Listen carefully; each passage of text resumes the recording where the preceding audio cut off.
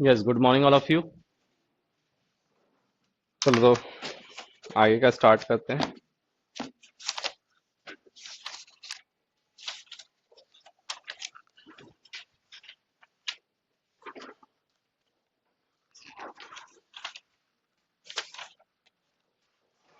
Heading लिखो equivalence relation.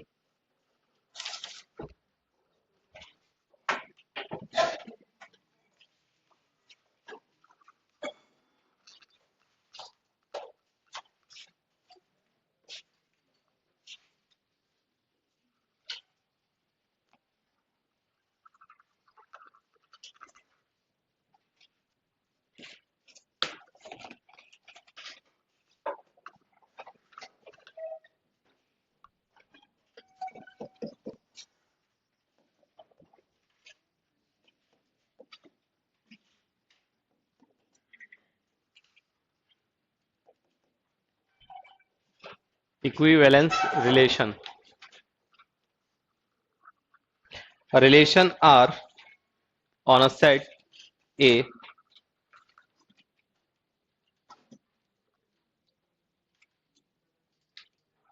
a relation R on a set A is said to be equivalence relation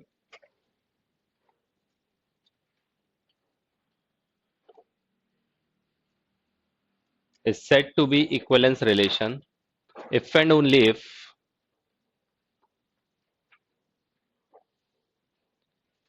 and only if it is reflexive, symmetric and transitive.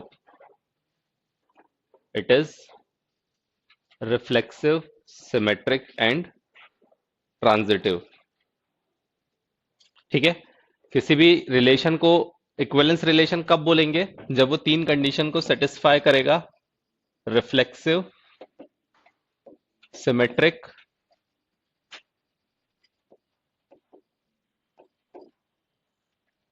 And transitive.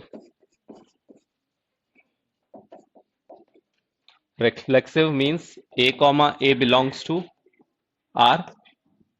Symmetric means A comma A belongs to R. This implies that B comma A belongs to R. Transitive, A comma B belongs to R and B comma C belongs to R. This implies that A comma C belongs to R.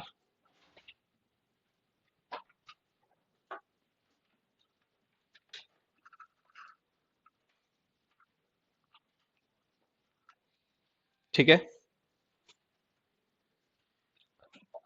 अब इसमें जो दूसरा होता है वो होता है equivalence class. लिखो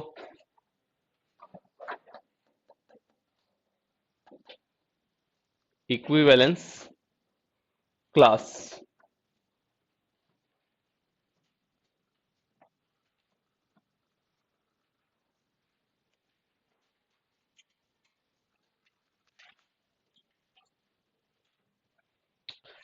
The set of all the elements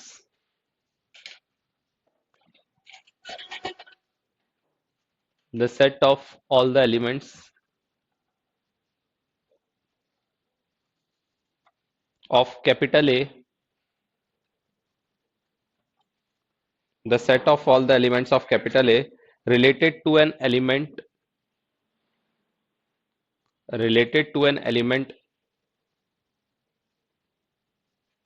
small a belongs to capital A belongs to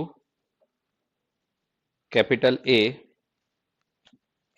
is is denoted by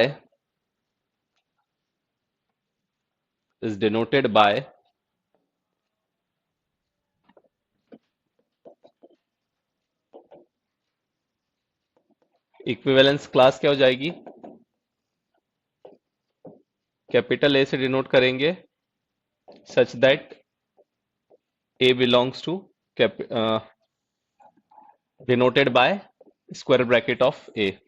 denoted by लिखा है लास्ट में, डिनोटेड बाय स्क्वायर ब्रैकेट में ए। ठीक है, क्या बोला गया है? The set of all the elements A related to an element A belongs to capital A. ठीक है, इसका मतलब कि इसके अंदर किस तरह के एलिमेंट्स होंगे, एक्स, ठीक है, such that X belongs to capital A. X comma A belongs to X comma A, मतलब एक्स बिलोंग तो करेगा ही आर में, ए में, साथ ही साथ x comma A belongs to R, है ना, एक्स तो बिलोंग करेगा ही ए में, और X comma A belongs to R, X comma A, हाँ ठीक है, नहीं नहीं एक्स कॉमा है, ठीक है। अब यहां पर क्या बोला गया है, इसका मतलब ये बोला गया है कि अगर मान लो मेरे पास कोई एक सेट है ए, जिसके अंदर एलिमेंट है मान लो 1 2 3, और एक मेरे पास रिलेशन गिवन है 1 2 1 3 2 1 2 3। अब पहली बात तो इक्विवेलेंस क्लास तभी निकलेगी जब रिलेशन इक्विवेलेंस होगा, अगर इक्विवेलेंस रिलेशन नहीं है तो उसकी इक्विवेलेंस क्लास नहीं निकलेगी। तो चेक करो कि ये रिलेशन इक्विवेलेंस है या नहीं, नहीं है, क्योंकि रिफ्लेक्सिव ही नहीं है। रिफ्लेक्सिव पहली बात तो होना चाहिए 1 1 2 2 3 3 इसके अंदर होना चाहिए, तो पहली बात तो ये नहीं है। ठीक है, तो पहले एक रिलेशन लेते हैं जो रिफ्लेक्सिव हो, 1 1 2 2 3 3, उसके बाद 1 2 2 1 3 2 2 3, देखना जरा, 1 1 है, 3 3 है, 3 3 है, नहीं इतने एलिमेंट से ये बन रहा है, ट्रांजिटिविटी को चेक कर लो अच्छे से, 1 1 है, 2 2 है, 3 3 है, ठीक है, ठीक है, ट्रांजिटिविटी भी होल्ड कर रही है। ठीक है, तो ये जो रिलेशन है ये क्या है, ये इक्वलेंस रिलेशन है। ठीक है, इक्वलेंस रिलेशन है क्योंकि 1 1 2 2 3 3 रिफ्लेक्सिव हो गया, 2 1, हाँ, नहीं उससे कोई फर्क थोड़ा ना पड़ता कि क्या नहीं है, ट्रांजिटिव क्यों, 1 3 1 2 और 2 3, तो 1 3 नहीं है। 1 3 अगर मैं डालूं तो कोई प्रॉब्लम तो क्रिएट नहीं कर रही, देखो जरा, 3 1 भी चाहिएगा। ठीक है, अब देखो जरा, सारे ही एलिमेंट्स आ गए ना,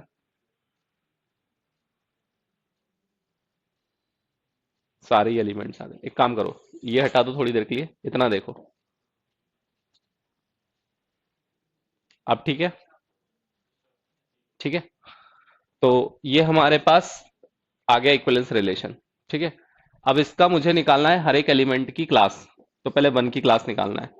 तो वन की क्लास क्या होगी, वन का रिलेशन जिस जिसके साथ है, तो वन का रिलेशन वन से है, वन का रिलेशन टू से है, टू की इक्विवेलेंस क्लास निकालेंगे, टू का रिलेशन टू से है और टू का रिलेशन वन से है, और थ्री की इक्विवेलेंस क्लास निकालेंगे, तो थ्री का रिलेशन सिर्फ थ्री से है। तो ये क्या आ गए, ये आ गई इक्विवेलेंस क्लास ऑफ 1 2 एंड 3, मतलब कि वन का रिलेशन किसके साथ है, टू का रिलेशन किसके साथ है, और थ्री का रिलेशन किसके साथ है।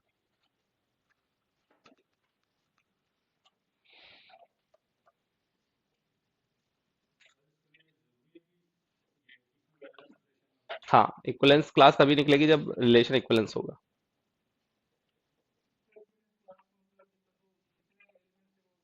उससे रिलेट कर रहा है ना, डेफिनेशन पढ़ो, डेफिनेशन में क्या लिखा है, the set of all the elements of A to an element of related to an element of capital A, है ना, ऐसे सारे एलिमेंट्स जो कि उससे रिलेट कर रहे हो।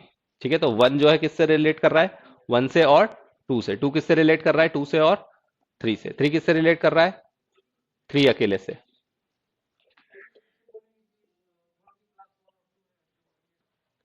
वन की क्लास जो है उसमें दो एलिमेंट्स हैं, 1 2। ठीक है, अब इसमें इंटरसेक्शन और यूनियन की प्रॉपर्टी होल्ड करती है कि अगर हम आ, यहां पर देखें तो या तो ये दोनों इक्वल होंगे, ठीक है, और अगर इक्वल नहीं है तो इनका इंटरसेक्शन फाई होगा। वन और टू क्लास जो है वो इक्वल है, ठीक है, और टू और थ्री क्लास इक्वल नहीं है, टू और थ्री क्लास इक्वल नहीं है ना, लेकिन इनका अगर इंटरसेक्शन निकाल देंगे तो क्या आएगा, फाई आएगा। तो ये इनकी प्रॉपर्टी होती है कि या तो जो क्लास है वो इक्वल होगी, और अगर क्लास इक्वल नहीं है तो उनका इंटरसेक्शन क्या होगा, फाई होगा। और इनका यूनियन जो होगा वो set of all the elements होगा, union 1, union 2, union 3, set of all the elements, capital A आ जाएगा। ये इसकी प्रॉपर्टी होती है जो ऑलवेज एग्जिस्ट करती है, कि अगर इनका इंटरसेक्शन निकाल दिया जाएगा तो फाई रहेगा, और यूनियन निकाल दिया जाएगा तो कंप्लीट सेट हो जाएगा। और अगर उनका इंटरसेक्शन फाई नहीं है तो वो सिर्फ तभी होगा जब वो दोनों क्लासेस क्या होंगी, इक्वल होंगी।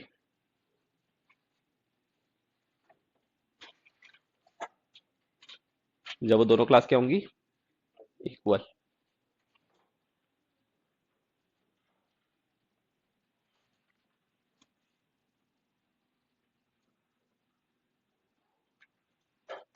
बुक में परेशान मत हो, बुक में मत ढूंढो, बुक में नहीं मिलेगा। ठीक है। और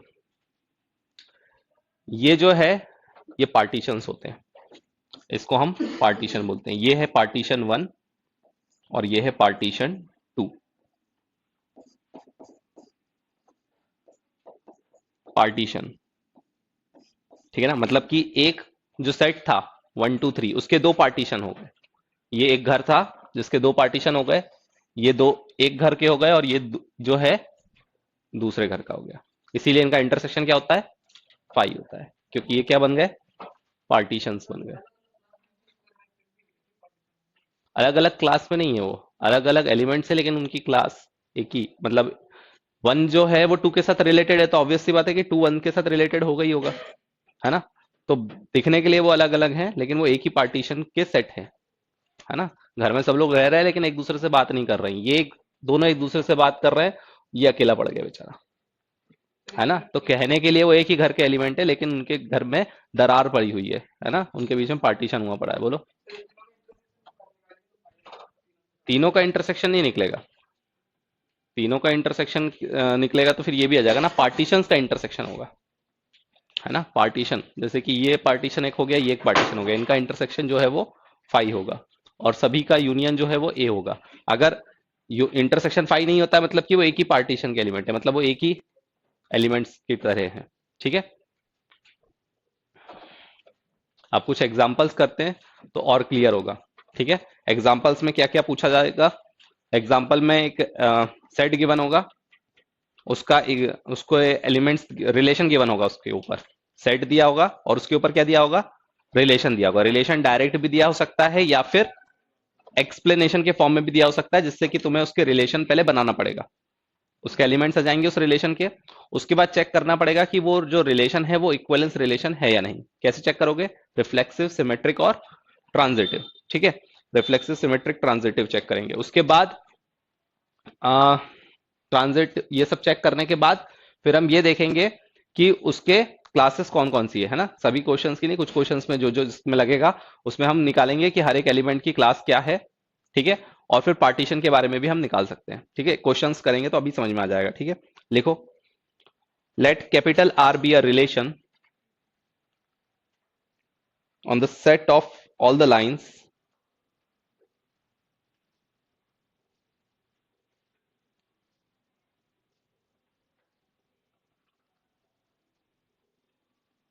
let capital R be a relation on the set of all the lines in the plane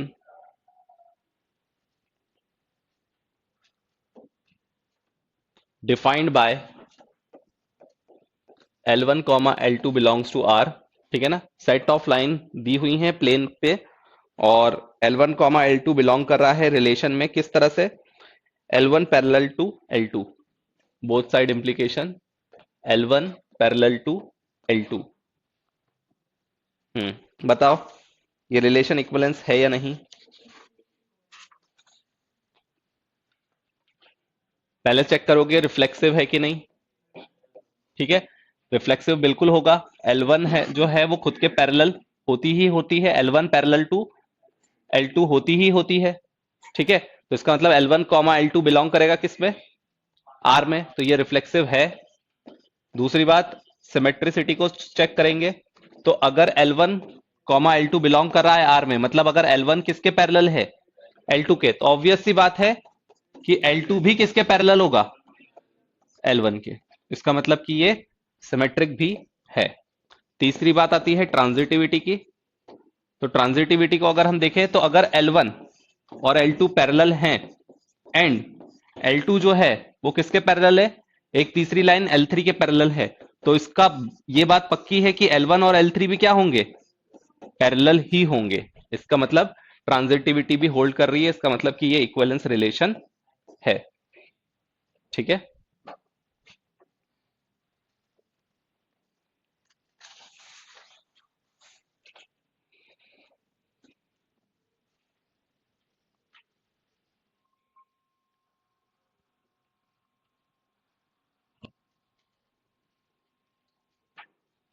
set of congruent triangles कैसे होंगे,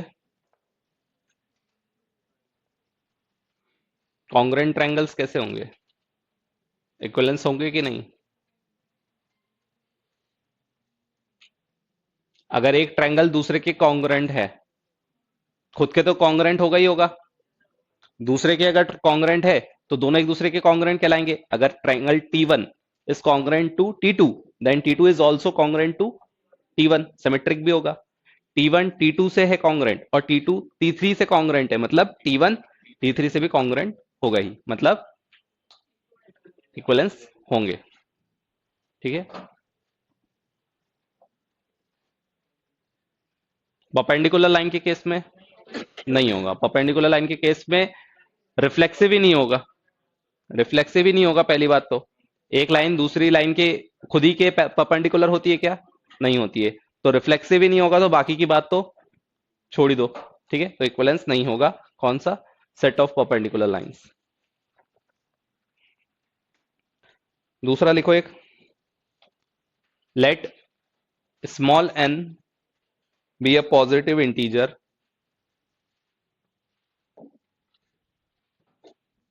let small n be a positive integer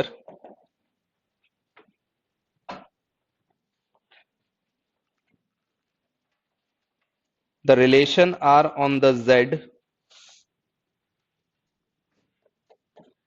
the relation capital R on z, z मतलब integers और r मतलब relation. ठीक है, of all the integers defined by x comma y belongs to R, defined by x comma y belongs to R, both side implication x minus y is divisible by n, is divisible by n। Check करो कि ये equivalence relation है या नहीं।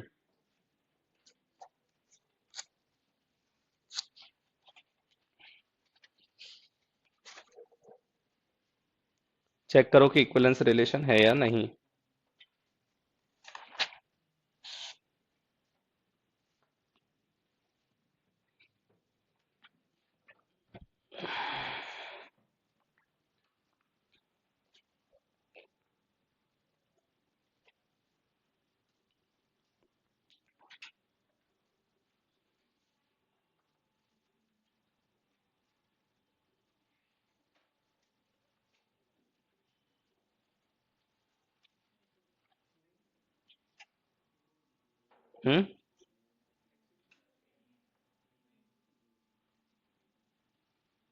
नहीं है। x minus x divisible by n होगा, होगा ना। फर्स्ट चेक करो रिफ्लेक्सिव, रिफ्लेक्सिव अगर मैं चेक करूं तो x माइनस एक्स क्या डिविजिबल होगा n से, बिल्कुल होगा। जीरो जीरो डिवाइड हो जाता है किसी भी नंबर से, इसका मतलब कि ये रिफ्लेक्सिव है। दूसरा सिमेट्रिक अगर मैं देखूं कि अगर x माइनस वाई अगर डिवाइड होता है n से, तो इसका मतलब y माइनस एक्स डिवाइड होगा क्या n से, बिल्कुल हो जाएगा। नेगेटिव और पॉजिटिव से कोई फर्क नहीं पड़ता, डिवाइड हो जाएगा, मतलब ये सिमेट्रिक भी है। ट्रांजिटिविटी के लिए चेक करें कि अगर x माइनस वाई जो है वो डिवाइड हो जाता है n से एंड y माइनस जेड जो है वो भी डिवाइड हो जाता है n से, तो क्या x माइनस जेड डिवाइड हो जाएगा n से?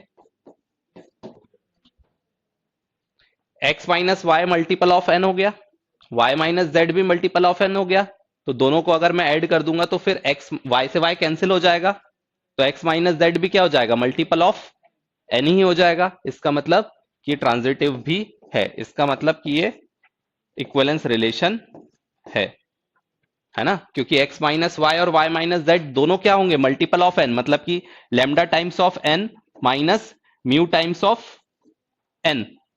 ये लैम्डा टाइम्स ऑफ n हो सकता है, ये म्यू टाइम्स ऑफ n हो सकता है, n दोनों में से कॉमन आ गया, लैम्डा माइनस म्यू एक नया कांस्टेंट बन गया जो कि n से डिविजिबल हो जाएगा। इसका मतलब x minus Z is also divisible by n। हाँ, x माइनस वाई है और इसको मैंने माइनस कर दिया, माइनस कर दो या फिर प्लस कर दो, सॉरी प्लस करो, माइनस मत करो। x minus Y plus y minus Z, इससे ये कैंसिल हो गया तो क्या बच गया, x माइनस जेड। ये भी डिविजिबल है n से, ये भी है, तो पूरा भी डिवाइड हो जाएगा n से, तो x माइनस जेड भी डिवाइड हो जाएगा n से, है ना, क्योंकि ये मल्टीपल हो गया किसका, n का, लैम्डा म्यू, और ये हो गया लैम्डा n और म्यू n, कुछ भी कांस्टेंट है लैम्डा और म्यू। क्या? हाँ, रिफ्लेक्सिव में तो खुद का ही होगा ना एलिमेंट, x खुद से रिलेट होगा, रिफ्लेक्सिव मतलब 1 1 2 2 3 3, तो 1 minus 1 0, 0 divide by n, 2 minus 2 0, 0 divide by n, ठीक है ना। रिफ्लेक्सिव में तो खुद के से ही मैप होगा, क्लियर है। तो ये क्या हो गया, रिफ्लेक्सिव रिलेशन, इक्विवेलेंस रिलेशन हो गया। अब अगर n की वैल्यू अगर मैं 2 ले लूं या 3 ले लूं, n की वैल्यू 2 ले लूं, तो इसकी इक्विवेलेंस क्लास निकालो। n की वैल्यू अगर 2 हो जाए तो फिर इक्विवेलेंस क्लास क्या होगी?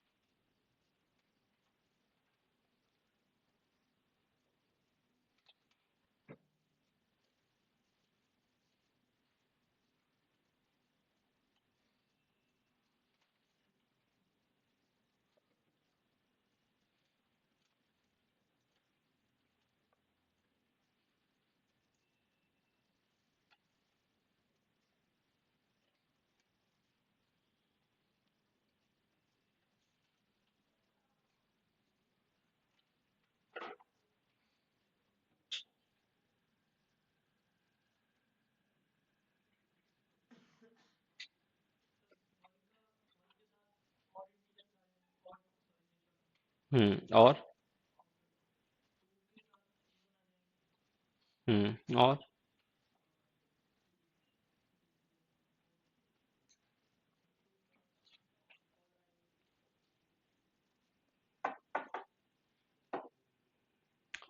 देखो, अगर n की वैल्यू अगर मैं 2 ले लूं, अगर n की वैल्यू 2 ले लूं तो कौन कौन से पॉसिबल हो पाएंगे, ठीक है, नंबर्स 0 1 2 3 सारे सबके निकालना पड़ेगा हमें, नेगेटिव का भी पॉजिटिव का भी, ठीक है। पहले अभी मैं सिर्फ पॉजिटिव के बारे में सोचूं, तो अगर मैं पॉजिटिव के बारे में सोचूं तो अगर मैंने 0 ले लिया तो 0 किस किस के साथ रिलेट कर सकता है, 0 जो है वो 0 के साथ माइनस हो जाएगा, 0 माइनस 0 डिवाइड हो जाएगा। 1 के साथ हो पाएगा क्या, नहीं हो पाएगा, क्योंकि 1 माइनस 0 1 आ जाएगा, 1 डिवाइड बाई 2 नहीं हो पाएगा। 2 के साथ आ जाएगा 2 माइनस 0, ठीक है, 3 के साथ नहीं आएगा, 2 के साथ भी आ जाएगा और -2 के साथ भी आ जाएगा। उसी तरह से 4 के साथ भी आ जाएगा और -4 के साथ भी आ जाएगा, 6 के साथ भी आ जाएगा और -6 के साथ भी आ जाएगा। ऐसे सारे किस में आ जाएंगे, 0 की इक्विवेलेंस क्लास में। ठीक है, उसी तरह से अगर मैं 1 की इक्विवेलेंस क्लास निकालूं तो 1 को किस किस नंबर से माइनस करने पर इवन नंबर जनरेट होगा, क्योंकि 2 से डिविजिबल है ना, 2 से डिविजिबल है मतलब इवन नंबर होना चाहिए। तो 0 के साथ नहीं हो पाएगा, 1 के साथ हो जाएगा, -1 के साथ भी हो जाएगा, 2 के साथ भी हो जाएगा, 2 के साथ नहीं होगा, 3 के साथ होगा, -3 के साथ होगा, 5 के साथ, -5 के साथ, इस तरह से। तो देख रहे हो जो इसमें एलिमेंट है वो इसमें नहीं है, और इनका यूनियन क्या हो जाने वाला है, set of all the integers. जैसे ही इतना आ गया, हमें समझ में आ गया कि अब सारे एलिमेंट्स हमारे पास आ चुके हैं। अब जो भी आएंगे वो इसके रिपीटेड ही आने वाले हैं, क्योंकि यूनियन बन चुका ना। अब जो भी आएंगे वो या तो इंटरसेक्शन या तो 5 होना चाहिए, या तो उसका इंटरसेक्शन कंप्लीट होना चाहिए। मतलब अगर दोनों के दोनों सेम होंगे, अभी मैंने तुमको क्या बताया था यहां पर मैंने क्या बताया था कि अगर क्लासेस अगर आ रही हैं तो बिल्कुल पूरी की पूरी सेम आएंगी, पूरी की पूरी या तो क्लास क्या आएंगी, सेम आएंगी, और नहीं तो उनका इंटरसेक्शन क्या आएगा, 5 आएगा। और यूनियन हमेशा क्या होगा, ए होगा। तो अगर यूनियन ए बन गया तो इसका मतलब कि हमने सारा सब कुछ निकाल दिया, उसके बाद कुछ बचा ही नहीं। तो अगर हमने यहां पर देखा कि इनका अगर मैं यूनियन कर दूं तो ये ऑड और ये इवन और ये odd, complete set of integers आ गया। मतलब कि अब जितनी भी मैं क्लासेस बनाऊंगा वो या तो इसमें बिलोंग करेगी या तो इसमें बिलोंग करेगी, लेकिन और कोई नई क्लास नहीं बनने वाली। निकाल के देख लो, 2 का निकाला तो 2 के इसमें कौन कौन से आ सकता है, 0 आ सकता है, 2 आ सकता है, -2 आ सकता है, 4 आ सकता है, -4 आ सकता है, ऐसे आएंगे। मतलब कि ये दोनों फिर से क्या हो गए, सेम हो गए। अगर मान लो मैं 3 के लिए निकालूं तो 3 के लिए क्या आएगा, 1 आएगा, -1 आएगा, 3 आएगा, -3 आएगा। मतलब कौन से आ जाएंगे, ये वाले आ जाएंगे। और आप कितने भी निकाल दो यही आएंगे। इसका मतलब कि ये दो सफिशिएंट है, ये दो इक्विवेलेंस क्लास सफिशिएंट है, 0 and 1, set of integers, set of even integers and set of odd integers. आएगा समझ में। अगर हम देखेंगे तो 0 का इंटरसेक्शन 1 के साथ क्या हो जाएगा, 5, और 0 का यूनियन 1 के साथ क्या हो जाएगा, z of set of all integers, z।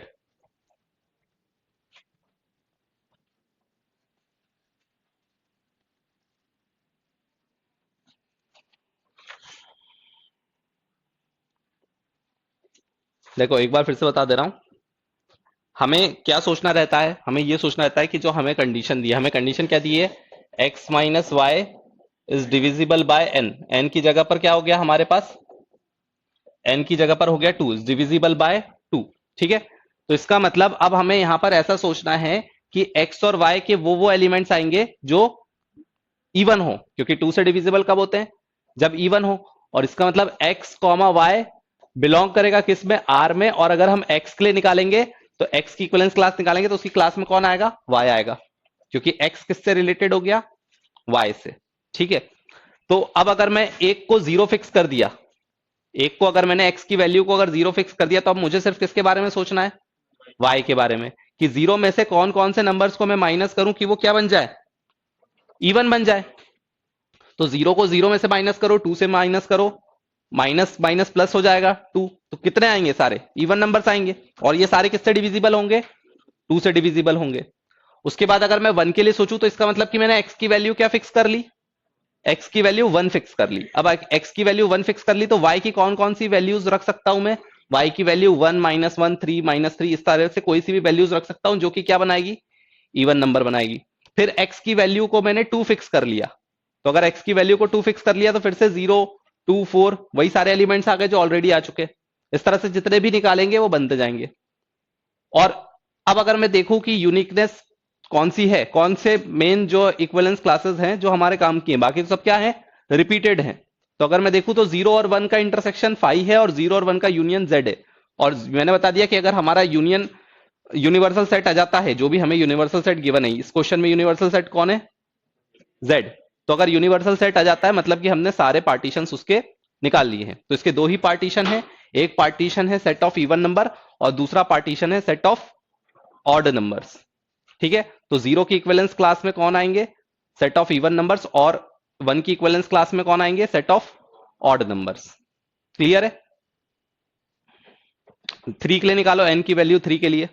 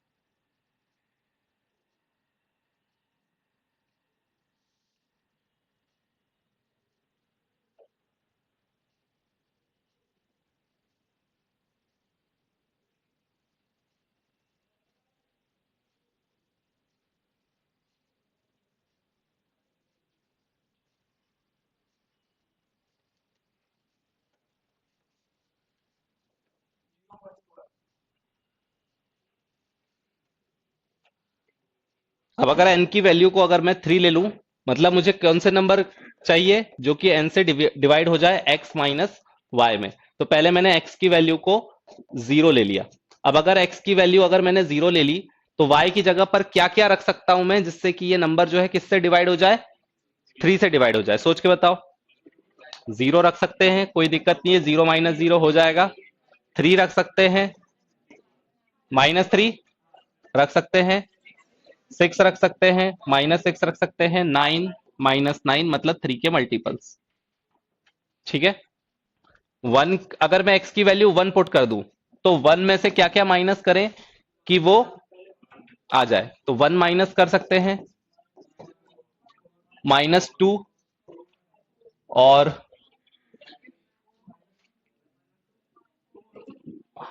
-2 है ना। -2 तो आएगा ना, ठीक है। +2 नहीं आएगा, ठीक है। 4 आ जाएगा, -4 नहीं आ सकता। फिर 6 आ सक नहीं, 6 नहीं, 7 आ सकता है, -5 आ सकता है। इस तरह से सारे एलिमेंट्स आ जाएंगे। देखो अभी भी इंटरसेक्शन कुछ आया क्या? अगर अलग सेट बन रहा है ना तो उनका इंटरसेक्शन 5 ही आएगा, और अगर नहीं आ रहा है मतलब वो इक्विवेलेंस क्लास नहीं है, इक्विवेलेंस रिलेशन नहीं है। ठीक है ना। 2 के लिए निकालो, तो x की वैल्यू 2 फिक्स कर दी, तो 2 माइनस वाई कौन कौन से नंबर्स आ सकते हैं? -1, ठीक है। प्लस प्लस 1 नहीं आ सकता, 2 आ सकता है, ठीक है। तो जो जो अब छूट रहे हैं देखो वो आते जा रहे हैं। फिर 5 आ सकता है, -4 आ सकता है, ठीक है। अब देखो एलिमेंट सारे के सारे आ गए, 0 -1 प्लस 0 1 -1, 2 -2 3 -3 4 -4 5 -5 6 -6 आ गए सारे। अब अगर अब मैं 3 के लिए निकालूं, 3 माइनस वाई, सोचो कौन कौन से आएंगे? 0 आएगा। फिर देख लो, मैं बिना देखे लिख सकता हूं, अब यही सारे आएंगे, 3 -3 6 -6 यही सारे आएंगे, देख लो। उसके बाद 4 के लिए यही सारे वाले आने वाले हैं। तो अब क्या होने वाला है? अब ये होगा कि 4 वाला जो है वो किसके इक्वल हो जाएगा? 1 वाले के इक्वल आ जाएगा। 3 वाला जो है वो किसके इक्वल आ जाएगा? 3 वाला तो हो गया, 5 वाला है ना। जो 5 वाला निकालेंगे वो किसके इक्वल आ जाएगा? वो 2 वाले के इक्वल आ जाएगा। और जो हमने 3 वाला निकाला है वो किसके इक्वल आ गया है? 0 वाले के इक्वल निकाला। अब इंटरसेक्शन अगर मैं निकालूं 0 का, 1 का और 2 का, इन तीनों का अगर मैं इंटरसेक्शन निकालूंगा तो वो क्या आएगा? 5 आएगा। और अगर मैं इनका यूनियन कर दूं तो मेरे पास कंप्लीट सेट बन जाएगा Z का। इसका मतलब कि इसके 3 पार्टीशन है। कितने पार्टीशन बनेंगे इसके? तीन पार्टीशन, अगर कोई पूछे इसके कितने पार्टीशन बनेंगे तो तीन पार्टीशन बनेंगे, 0 का, 1 का और 2 का। ठीक है।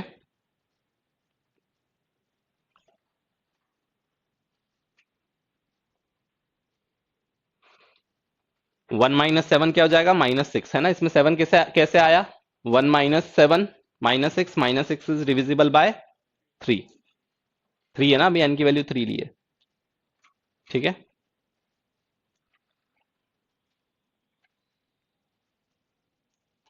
एक और एग्जांपल लिखो।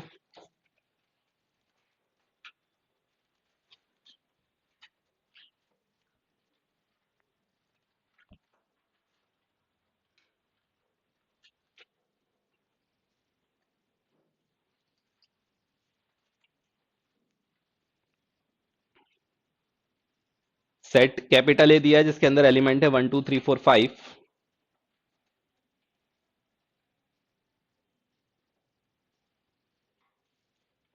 Mod of A minus be even होना चाहिए, mod of A minus be even होना चाहिए। चेक करो पहले कि रिफ्लेक्सिव रिलेशन है या नहीं, सॉरी इक्विवेलेंस रिलेशन है या नहीं।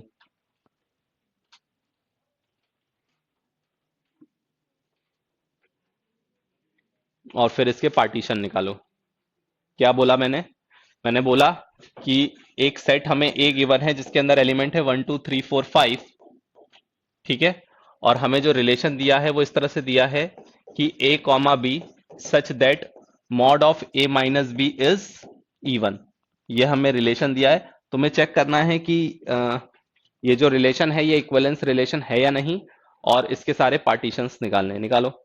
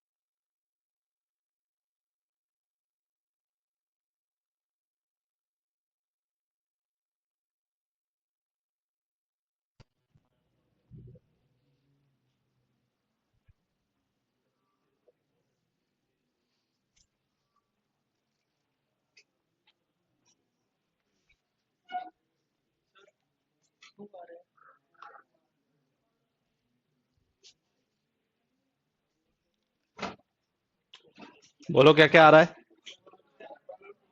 वन और नहीं, पार्टीशन मुझे बताओ, पार्टीशन।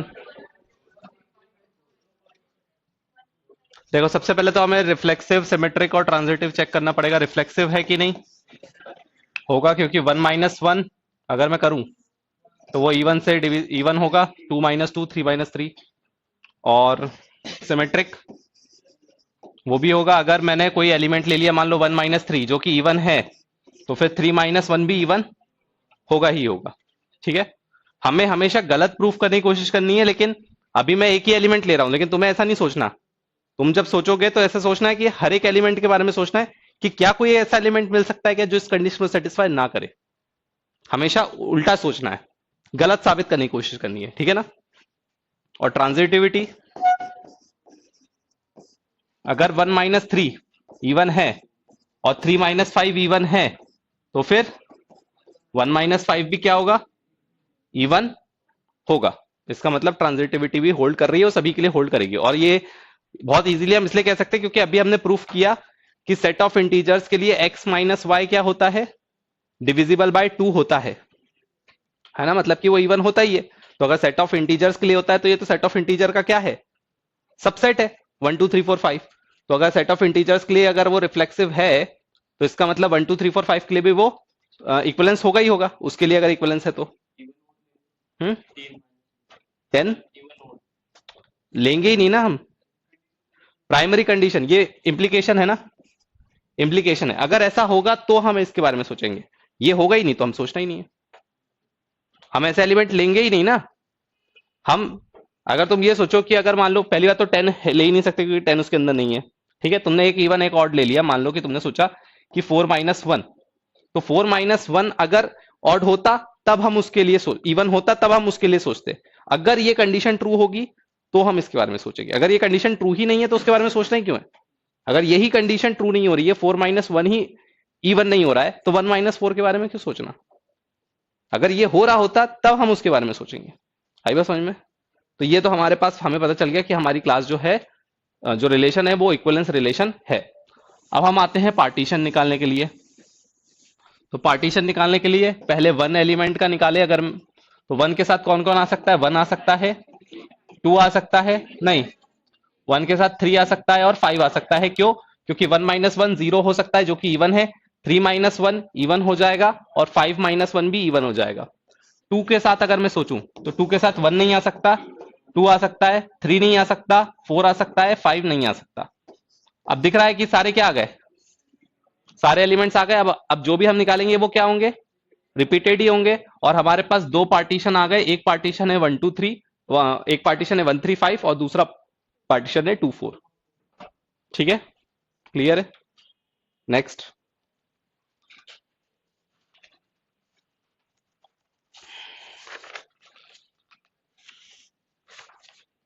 जीरो, सेम इसी टाइप का क्वेश्चन है। जीरो से लेकर ट्वेल्व तक के एलिमेंट्स हैं, zero one two three twelve तक के एलिमेंट्स हैं, divisible by four. A minus B जो है mod of A minus B, mod of A minus B is multiple of four, is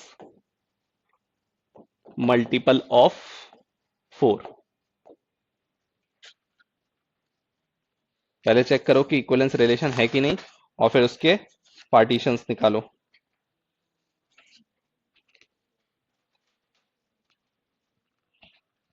partition निकालने के लिए बोल सकता है या फिर कोई एक पर्टिकुलर एलिमेंट की क्लास निकालने के लिए बोल सकता है ना। Find the class of one, find the class of one. Hmm, हाँ वन की निकाल लो।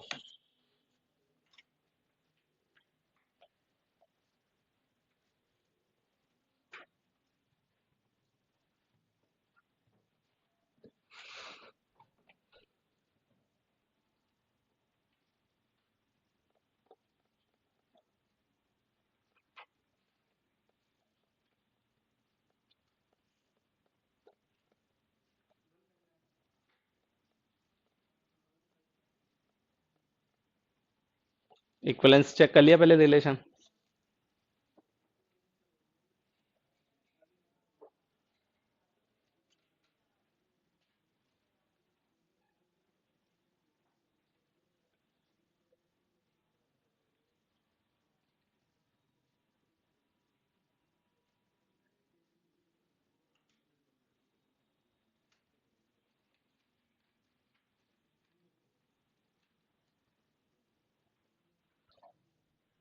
इक्वलेंस तो होगा ही, है ना, क्योंकि कोई भी एलिमेंट अगर लोगे जैसे कि 0 से 12 के बीच में, तो 0 - 0 मल्टीपल ऑफ 4, 1 - 1 0, 2 - 2 0, मल्टीपल ऑफ 4 हो गई, रिफ्लेक्सिव होगा।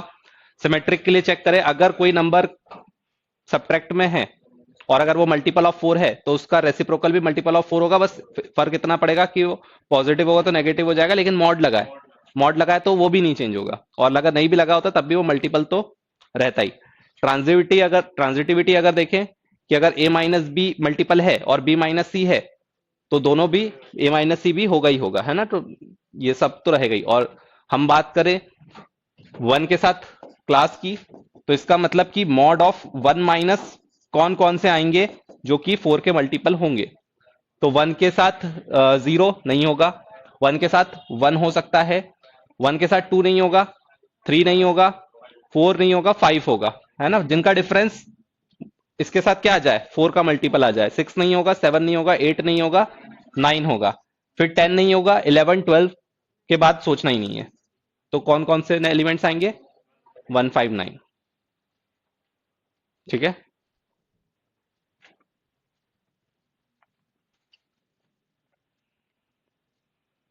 ठीक है ना, 1 - 1 मल्टीपल ऑफ एनी नंबर होता ही होता, तो सब में काउंट होगा वो।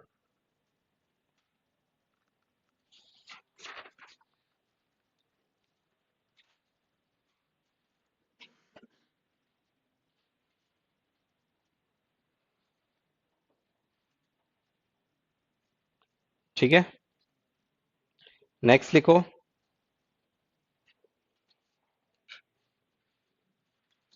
The relation capital R on the set n cross n, n cross n मतलब नेचुरल नंबर के साथ कार्टेशियन प्रोडक्ट, ठीक है, on the set of n cross n defined bye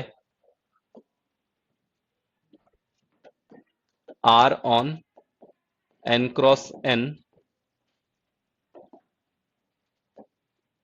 defined by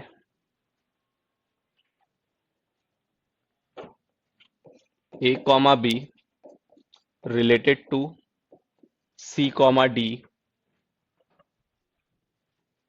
both side implication a plus d is equals to b plus c for all a comma b and c comma d belongs to n cross n। Check करो कि ये equivalence relation है कि नहीं, और अगर equivalence relation है तो हमें क्लास निकालनी है किसकी,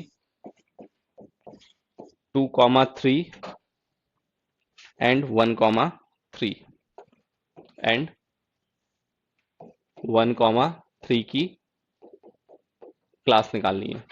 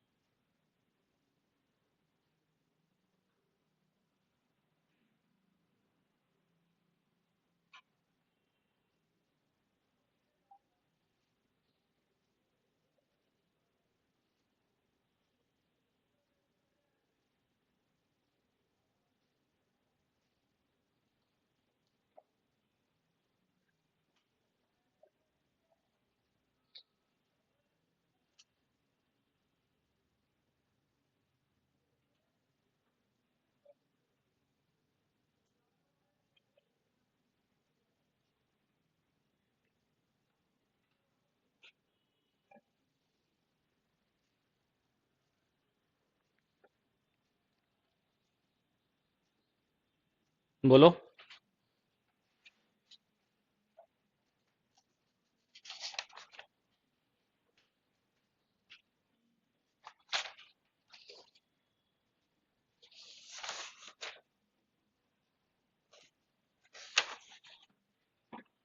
देखो क्या बोला गया है, पहले इस सवाल को समझो कि इसमें लिखा हुआ कैसे पढ़ोगे। ये पूरा एक एलिमेंट है और ये पूरा एक एलिमेंट है, मतलब अभी तक जो हम कर रहे थे उसमें एलिमेंट कैसे होते थे, 1,2, 1 इज रिलेटेड टू 2, है ना।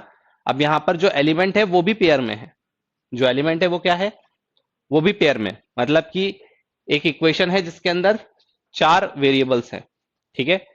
2 वेरिएबल एक एलिमेंट है और बाकी के 2 वेरिएबल दूसरा एलिमेंट है, मतलब जो एलिमेंट है वो खुद में भी क्या है, पेयर में है, ठीक है ना। तो इसका मतलब कि जो एलिमेंट्स रिलेशन में होंगे वो ऐसे होंगे दो, मतलब अभी तक जो होते थे वो एक होता था ना रिलेशन में, अब ऐसे दो होंगे, तब एक एलिमेंट बनेगा रिलेशन का। डिफरेंस समझ रहे हो।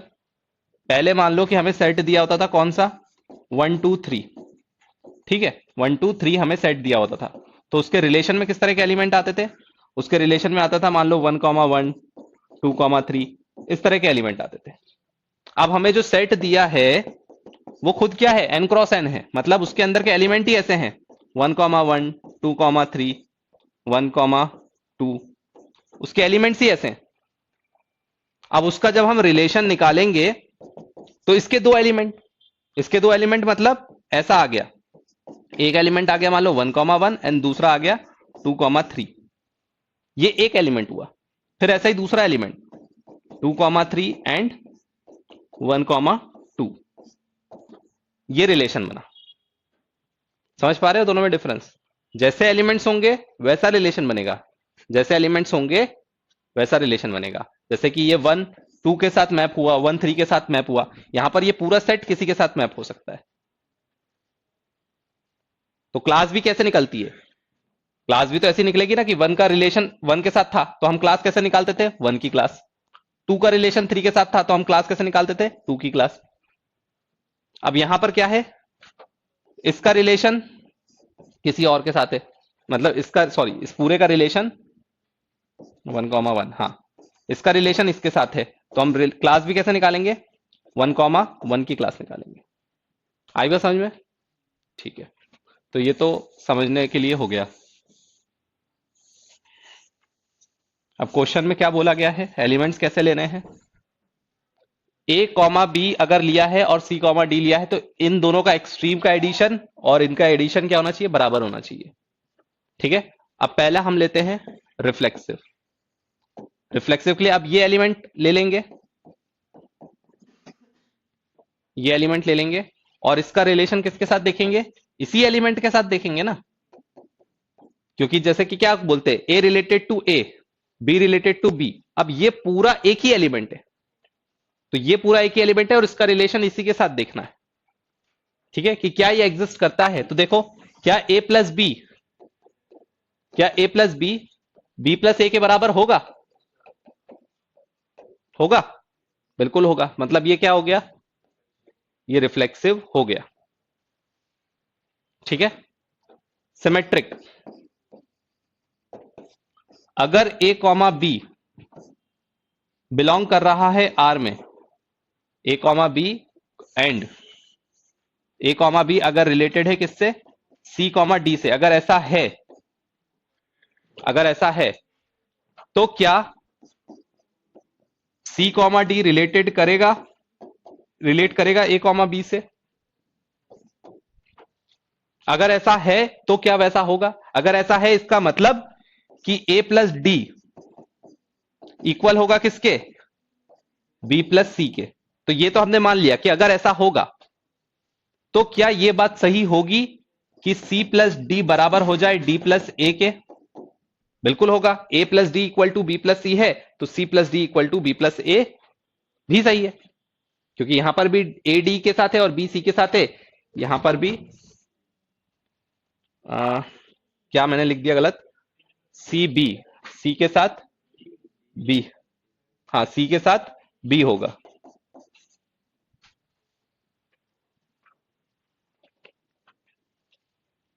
ठीक है, तो ये सिमेट्रिक भी होगा। ट्रांजिटिविटी,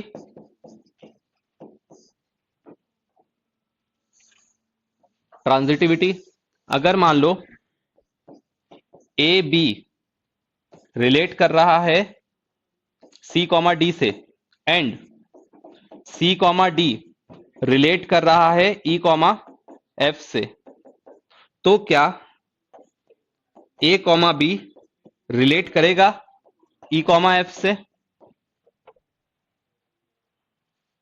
अगर ये रिलेट कर रहा है, इसका मतलब कि ए प्लस डी इक्वल टू क्या है, बी प्लस सी, और इसका मतलब सी प्लस एफ क्या है, डी प्लस ई। ठीक है, अगर इन दोनों को ऐड कर दे, ऐड कर दो, सब्ट्रैक्ट कर दो, ऐड कर दो चलो, तो अगर मैं ऐड कर दूं तो A plus D plus C plus F is equal to B plus C plus D plus E. D से डी कैंसिल, सी से C cancel, A plus F B plus E, A plus F is equal to B plus E. Transitive भी है। ठीक है,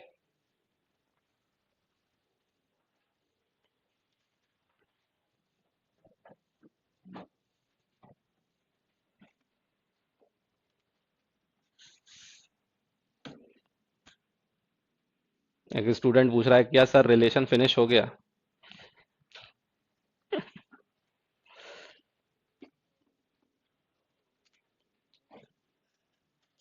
finish होना और syllabus में है कि नहीं, इन सब के लिए परेशान होते रहते हो। अरे जो पढ़ा रहा हूं पढ़ते जाओ, क्या परेशान है होना है? बस जो पढ़ा रहा हूं पढ़ते जाओ, बस दिमाग मत लगाओ, स्विच ऑफ कर दो अपने दिमाग को, है ना?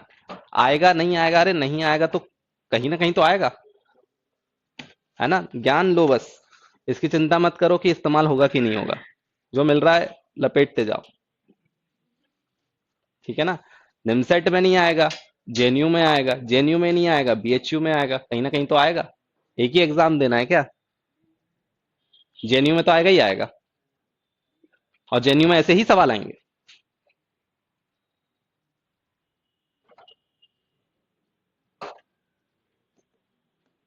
और ये टॉपिक तुम्हारे फर्स्ट सेमेस्टर में भी होगा, और वहां पे तुम्हें कुछ नहीं समझ में आएगा, ये मैं अभी बता दे रहा हूं,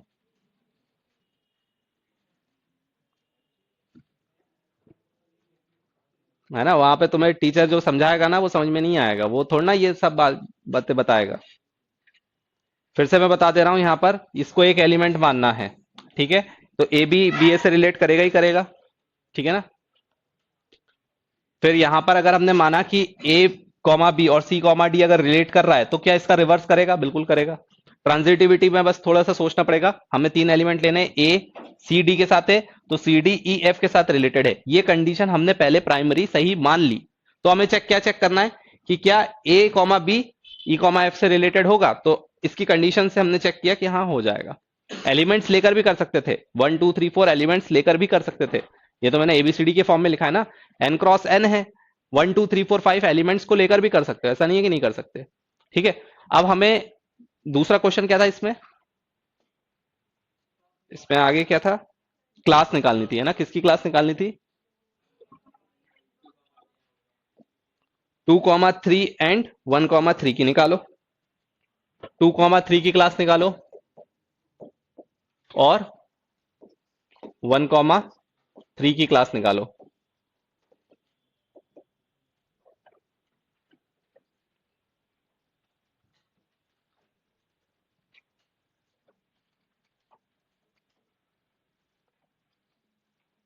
बताओ। डिस्क्रीट मैथ्स, हाँ डिस्क्रीट मैथ्स में ये सब पढ़ने को मिलेगा तुम्हें। ठीक है ना? बताओ इसका क्या होगा।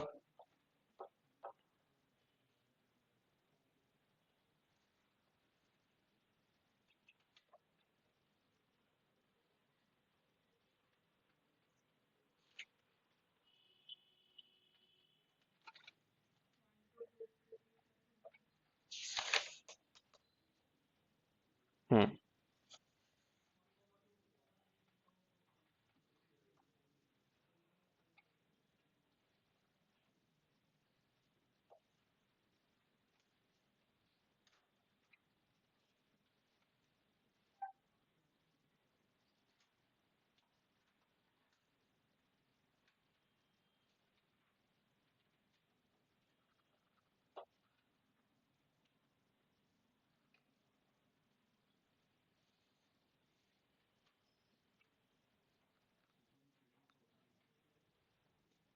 अगर इसका एलिमेंट तुम्हें सोचना है तो 2,3 रिलेट करना चाहिए किससे?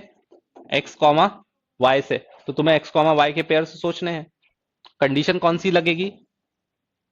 2 प्लस वाई इक्वल किससे होना चाहिए? 3 प्लस एक्स के। तो यहां पर y minus X equal to कितना आ जाएगा? 1। तो हमें ऐसे एलिमेंट्स सोचने हैं जिनका डिफरेंस क्या होगा? 1 का होगा। तो एक का डिफरेंस कितना होगा? पहला वाला कौन सा होना चाहिए? मतलब पहला वाला x होना चाहिए, है ना? तो इसका मतलब कि x वाला जो है छोटा होना चाहिए और y वाला क्या होना चाहिए? बड़ा होना चाहिए। तो 2,1, 3,2, 4,3 जिनका भी डिफरेंस क्या आ रहा है? 1 आ रहा है, वो सभी कौन से आएंगे? इस सेट में बिलोंग करेंगे।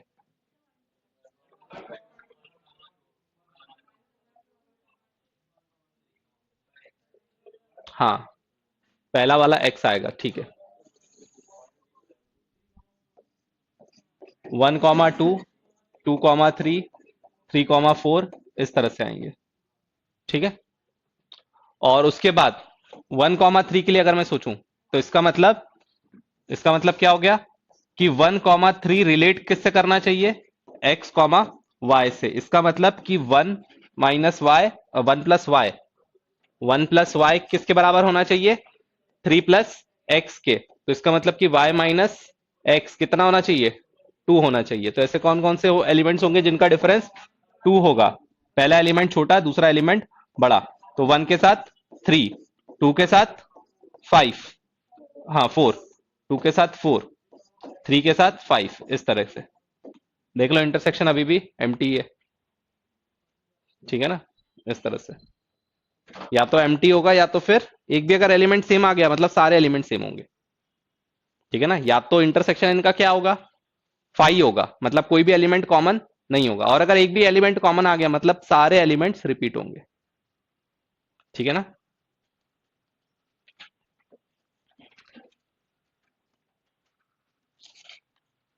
एक और लिखो।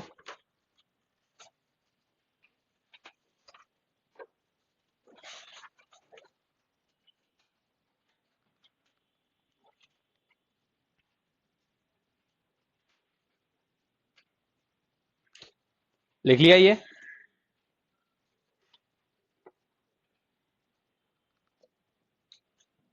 Relation R on the set n cross n defined bye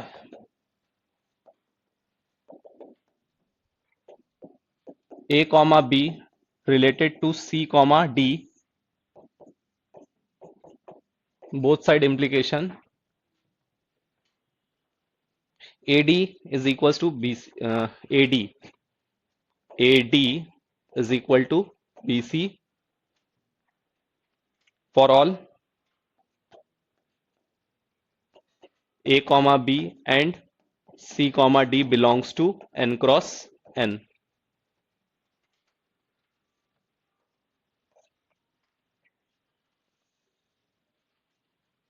Find the equivalence class of 2 comma 6.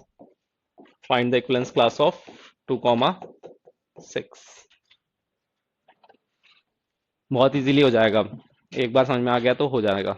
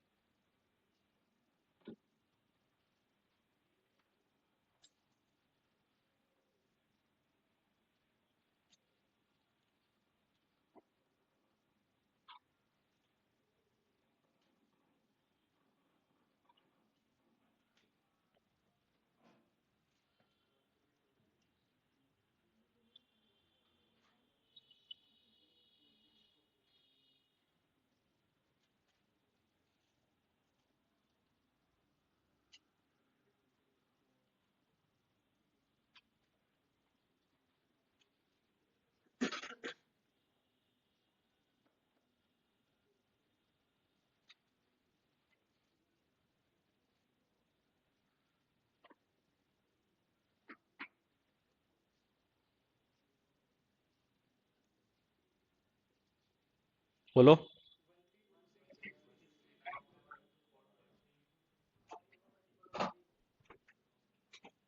13 26 ठीक।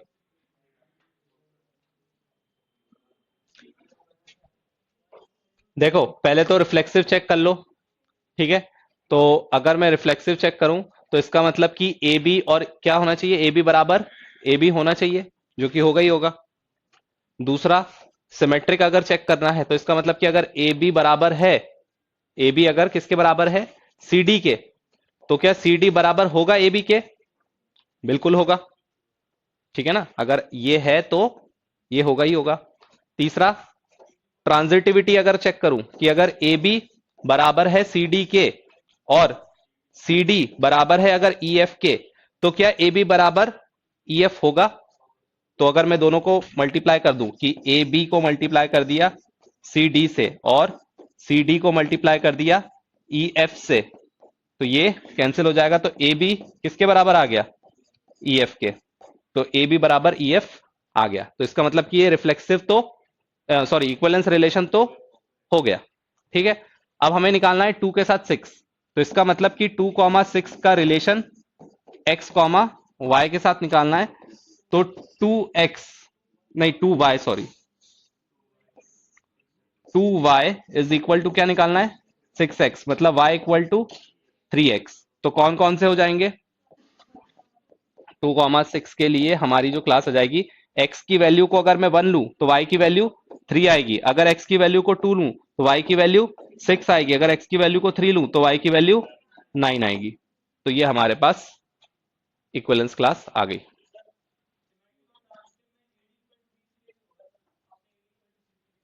क्या? ये एक एलिमेंट है, ये दूसरा एलिमेंट है, ये दूसरा एलिमेंट है और ये तीसरा एलिमेंट है।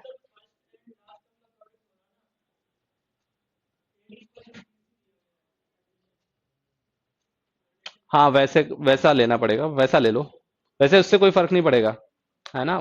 नाम तो उसका कुछ भी रख सकते हो, तुम ए बी सी डी उससे कंपेयर कर रहे हो, है ना, और मैं वैसे simple A B C D ले रहा हूं।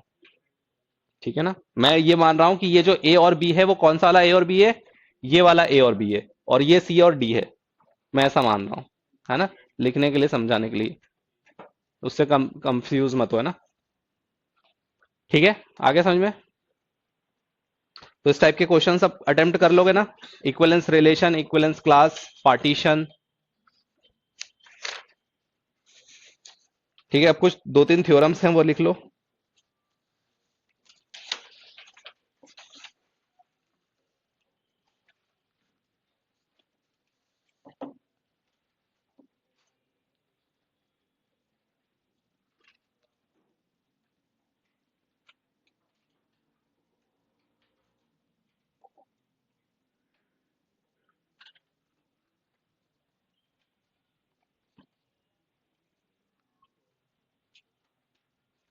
If capital R and capital S are two equivalence relation,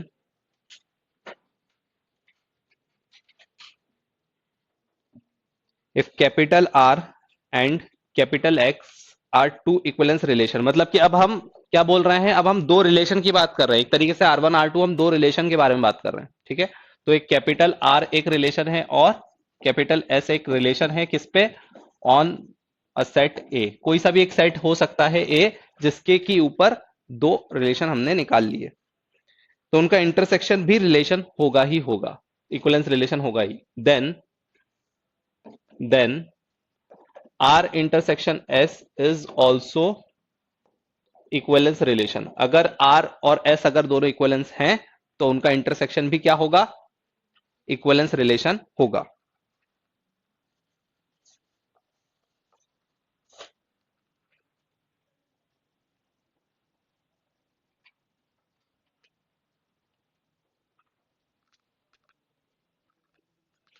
ठीक है, नेक्स्ट सेकंड थ्योरम लिखो कि अगर यूनियन जरूरी का, यूनियन में जरूरी नहीं है ना, the two union sorry the union of two equivalence relation,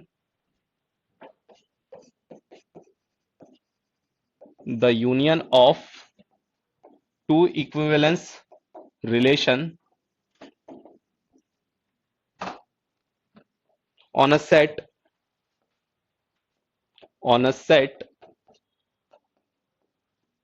is not necessarily an equivalence relation, is not necessarily an equivalence relation.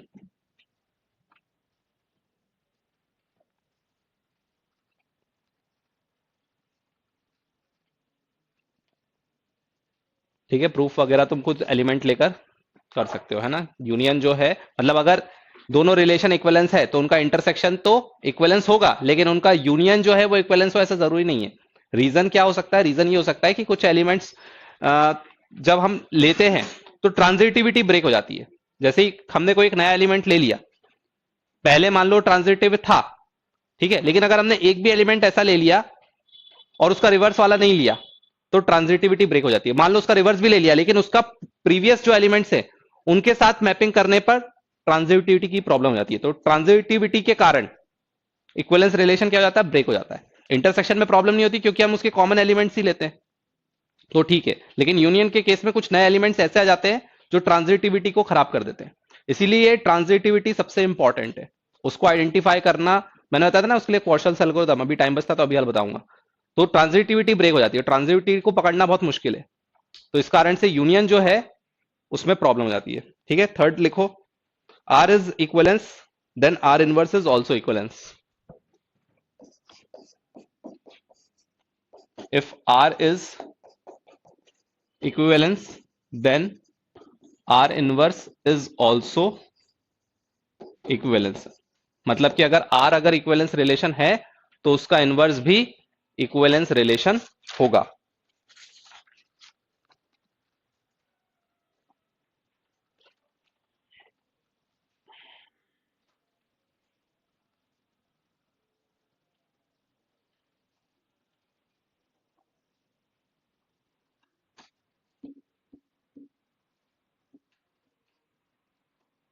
ठीक है, अब वॉर्शल्स एल्गोरिथम लिख लो।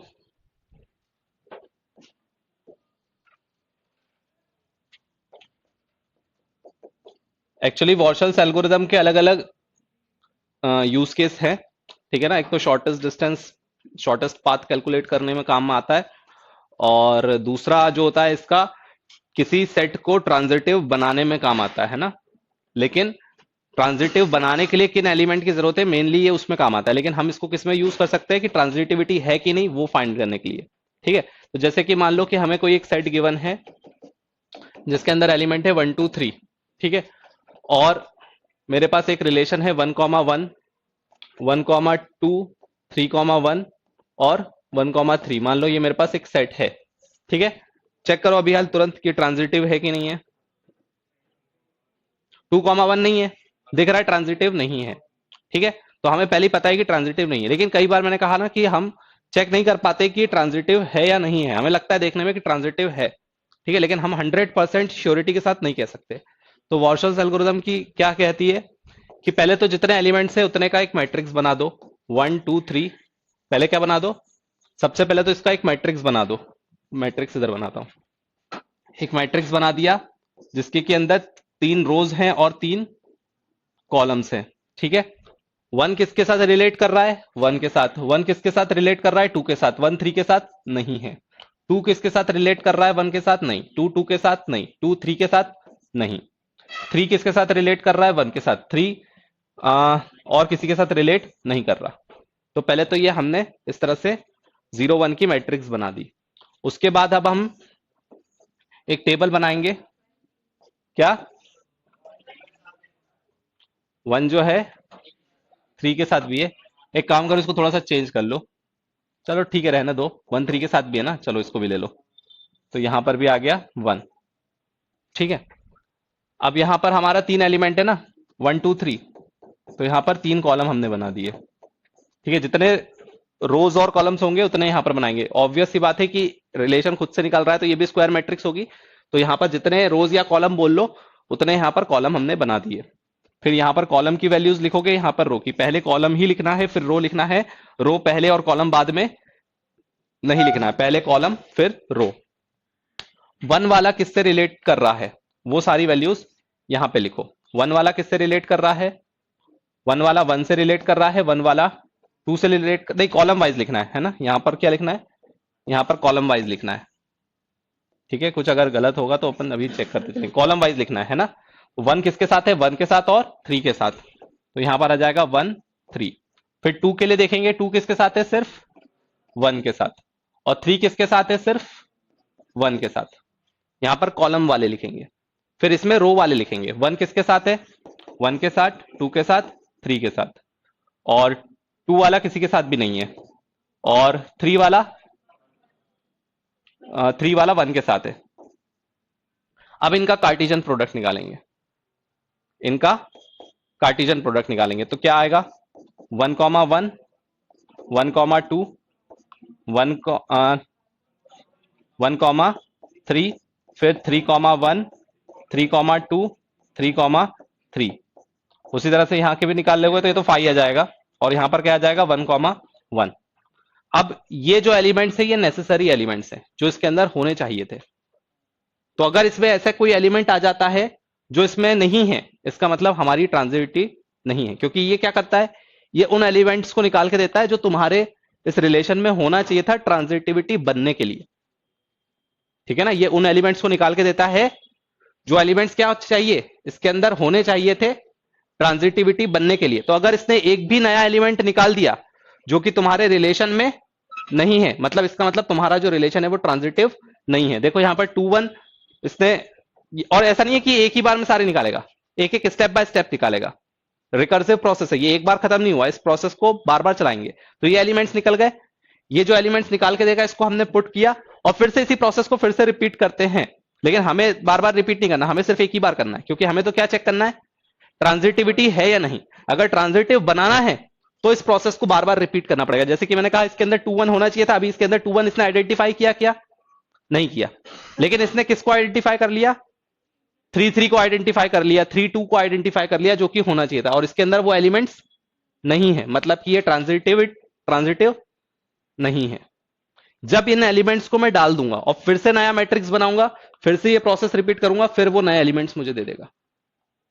और जब वो एलिमेंट्स नए देना बंद कर देगा, तब हमारा वो जो रिलेशन है वो क्या बन जाएगा, ट्रांजिटिव बन जाएगा। लेकिन हमें बार बार नहीं करना, हमें सिर्फ एक बार अप्लाई करना है। क्योंकि हमें सिर्फ ये चेक करना है कि ट्रांजिटिव है या नहीं।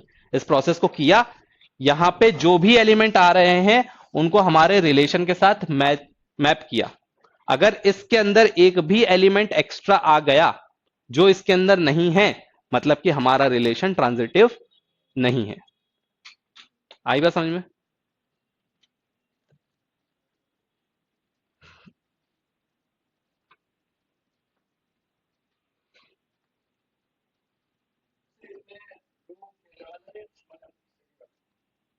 क्या चीज, कोई सा भी मान लो, कैसे भी मान लो, उससे कोई फर्क नहीं पड़ेगा। मैंने रो वाइज लिया है। ठीक है। अच्छा, टू वन नहीं, टू वन का नहीं होता, टू वन सिमेट्रिक के लिए होता है, मैंने गलत बोल दिया। थ्री वन और वन थ्री, तो थ्री थ्री होना चाहिए था। देखो उसने थ्री थ्री निकाल के दे दिया है ना। वन टू के साथ कुछ नहीं है ना।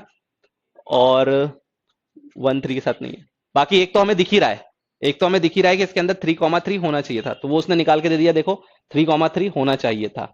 उसने एक और निकाल के दिया, three comma two, three comma to भी देखो होना चाहिए था। देखो हाँ, three comma one, one comma to, तो थ्री कॉमा टू होना चाहिए था। देखो उसने निकाल के दे दिया कि थ्री कॉमा टू होना चाहिए था। तो हम गलत सोच सकते हैं, वो गलत नहीं देखा। हम लोग ये सोच रहे थे टू कॉमा वन होना चाहिए, उसने टू कॉमा वन नहीं निकाल के दिया। क्यों, क्योंकि टू कॉमा वन की जरूरत नहीं थी उसमें। उसमें किसकी जरूरत है अभी, थ्री कॉमा थ्री की और थ्री कॉमा टू की। क्योंकि यहां पर थ्री वन से है, वन टू से है, तो थ्री टू से होना चाहिए था।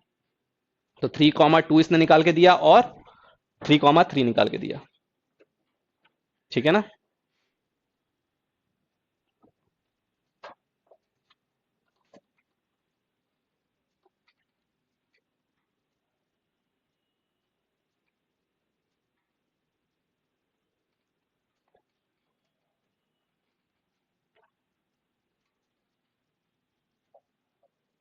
तो तुम लोग का ये रिलेशन वाला टॉपिक खत्म हो गया है। ठीक है, एक प्रैक्टिस शीट तुम लोग को मैं करवाऊंगा, और अगर कुछ इसमें लगेगा तो बता दूंगा, है ना? ये क्लियर है सबको? पिछले में से कुछ नोट करना हो तो कर लेना, ऑनलाइन वालों को करना है।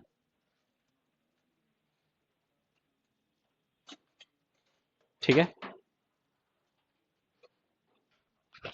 चलो 10 मिनट का ब्रेक लेके फिर सेशन में बैठ जाओ।